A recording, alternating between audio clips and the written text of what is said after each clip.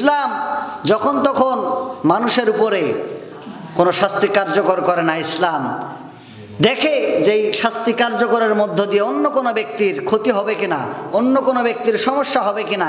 ইসলাম এমন একটি জীবন বিধান, যে জীবন বিধান প্রত্যেকটা জিনিস যাচাই এবং বাছাই করার পর ফয়সালা দেয়।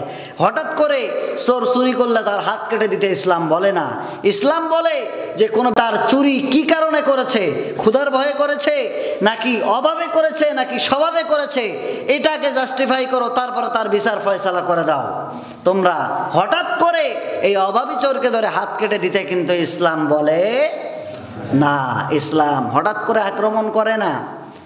ইসলাম হঠাৎ করে মানুষকে পাথর মেরে হত্যা করতে বলে না। আমরা শুধু কোরআনের আইন মানেই বুঝি যে ইসলাম মানে হাত কাটা, ইসলাম মানেই পাথর মেরে তাকে হত্যা করা। আচ্ছা, ইসলাম মানে যদি পাথর মেরে হত্যা করা হতো, তাহলে রাসূলুল্লাহ সেই মহিলাকে কিসাস তথা হত্যার আদেশ দিতে পারতেন নাকি পারতেন না?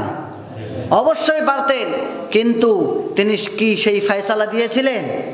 পেটে বাচ্চা ছিল রাসূলুল্লাহ, সেই ফয়সালা তিনি দেন নাই। সম্মানিত উপস্থিতি, ইসলামের আইন হচ্ছে সর্বজনীন আইন।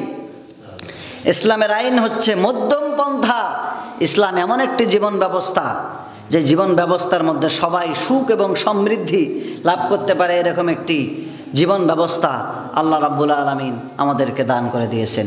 সম্মানিত মুসল্লিবৃন্দ, তাহলে আমরা আমাদের জীবনের ভুলগুলোর জন্য আমরা আল্লাহ তাআলার কাছে অনুশোচনা করে যদি মাপ চাইতে পারি, অনুশোচনা করে যদি তাওবা করতে পারি, অনুশোচনা করে যদি আমরা আল্লাহকে সেজদা দিয়ে আমাদের গুনাহগুলো মাপ চাইতে পারি, তাহলে আমাদের গুনাহগুলো একজন মাফ করে দিবেন। তিনি কে?